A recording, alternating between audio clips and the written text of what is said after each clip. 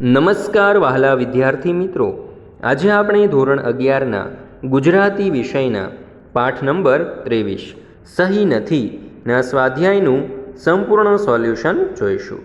શરૂ કરીએ પ્રશ્ન નંબર 1થી. નીચેના પ્રશ્નોના એક વાક્યમાં ઉત્તર લખો.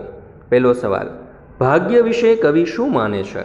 ઉત્તર, ભાગ્ય વિશે ગઝલકાર માને છે કે ખુદાએ તેમનું જે ભાગ્ય લખ્યું છે એનાથી તેઓ સંતુષ્ટ નથી, પરંતુ તેમનું ભાગ્ય માનવીના હાથે લખાયું નથી એનો તેમને સંતોષ છે.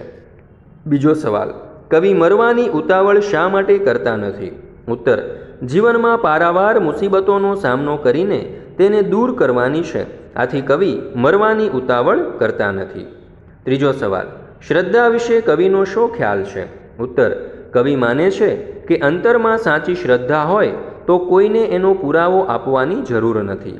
પ્રશ્ન નંબર 2, નીચેના પ્રશ્નોના 3-4 વાક્યમાં ઉત્તર લખો. પહેલો સવાલ, હજુ સુધી ઘેર કોણ પાછું ફર્યું નથી, શા માટે? ઉત્તર, હજુ સુધી ઘેર નદી પાછી ફરી નથી, આથી કવિના મનમાં પ્રશ્ન ઉઠે છે કે કોણ જાણે કેવા શુકનમાં પર્વતે નદીને વિદાય આપી હશે, જેને કારણે નદી સાગરમાં સમાઈ ગઈ છે. બીજો સવાલ, મૃત્યુની ઠેસ વિશે ગઝલકાર શું વિચારે છે? ઉત્તર, ગઝલકાર મૃત્યુની ઠેસ વિશે વિચારે છે કે તેઓ જીવનના આઘાતથી એટલા વ્યથિત થઈ ગયા છે કે તેમને એના આઘાતની હજુ સુધી કળ વળી નથી. એમાં મૃત્યુની ઠેસ વાગે તો એ આઘાતને કવિ ગૌણ ગણે છે. પ્રશ્ન નંબર 3, નીચેના પ્રશ્નોની મુદ્દાસર નોંધ લખો. સહી નથી ગઝલનો કેન્દ્રવર્તી ભાવ સ્પષ્ટ કરો. ઉત્તર, સહી નથી ગઝલના કેન્દ્રમાં શ્રદ્ધા અને બંદગી છે. ધર્મને નામે થતા રમખાણો, આગ ચાપતા અને હિંચકારું કૃત્ય કરનારા માણસો તો શૈતાન કરતાં પણ વિશેષ ક્રૂર અને ઘાતકી છે. જીવનમાં પારાવાર મુસીબતો આવી પડે અને એમાંથી બહાર નીકળવાનું છે, એટલે મરવાની ઉતાવળ કરવાની નથી. મુશ્કેલ પરિસ્થિતિમાં શ્રદ્ધા હોય તો એનો પુરાવો આપવાનો હોતો નથી, એ તો વર્તનમાં આપોઆપ દેખાશે.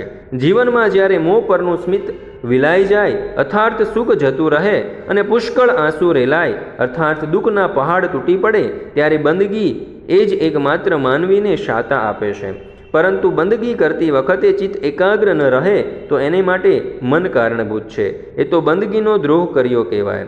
એ સાચા અર્થમાં બંદગી જ નથી.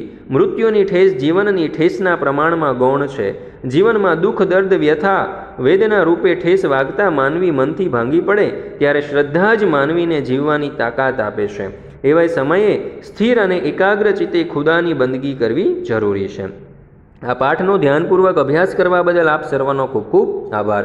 ગુજરાતી વિષયના બધા જ પાઠના સ્વાધ્યાયના સોલ્યુશનની લિંક તમને ડિસ્ક્રિપ્શન બોક્સની અંદર આપેલી છે. તો આ બધા જ વિડીયો તમે તમારા દોસ્તો, મિત્રો, ભાઈબંધો વગેરે સાથે જરૂરથી શેર કરજો.